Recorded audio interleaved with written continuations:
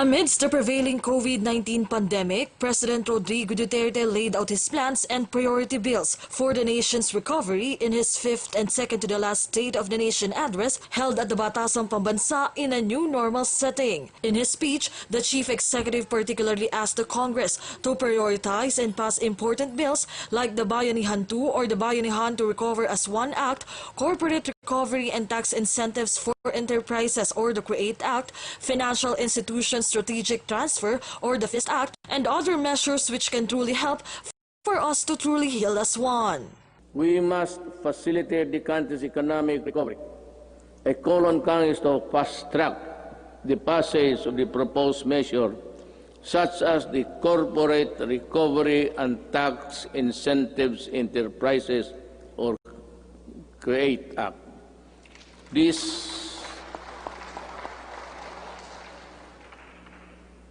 immediately cuts the corporate income levy from the current 30 to 25% and give government flexibility to grant a combination of fiscal and non-fiscal incentives, among others.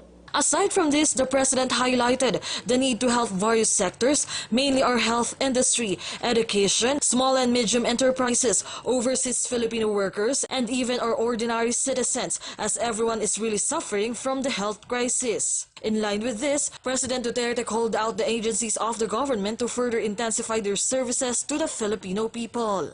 The national government shall lead the way in our transition to online systems.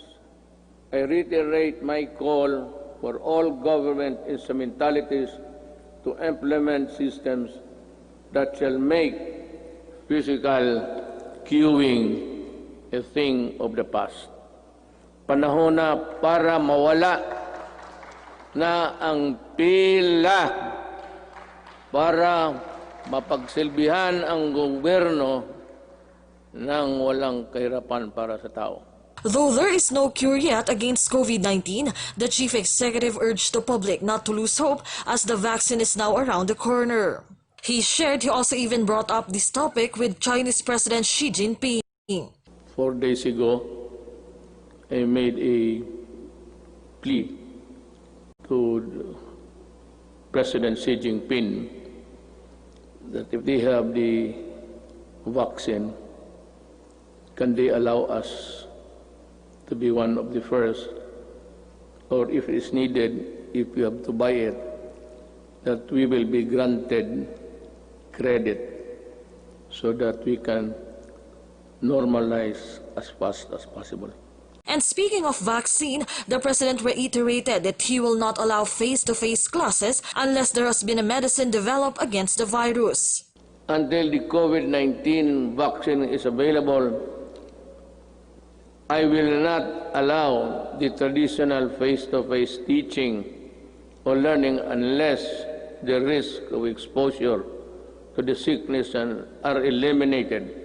I cannot and will not put to rest the health and lives of our students and teachers.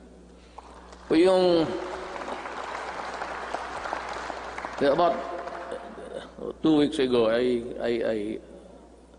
I seem to have said that I would allow the face-to-face classes to resume. But we were talking actually of January, because my thinking is that by September, we would have the vaccine. To further enhance the blended learning process that is being developed by the government, the President has this order. I am directing Secretary Guevara, Secretary de la Peña, and Secretary Onasan, in collaboration with Secretary Briones and Secretary Avisado, together with Secretary Dominguez, to come up with an integrated program and implementation mechanism to ensure that the TV frequencies are fully utilized by government through the facilities of the PTV4 for the utmost benefit of the Filipino people.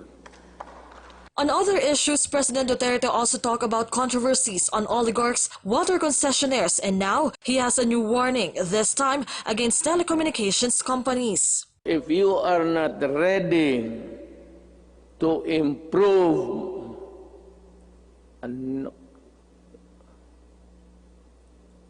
I might just as well close all of you and we revert back to the line telephone. At kukunin ko yan, i-expropriate ko sa gobyerno. Alam mo itong, I'll be straight, smart, pati itong Globe, ilang taon na ito. At ang sagot palagi sa akin, the party cannot be reached. Saan pala pumunta yung na yun?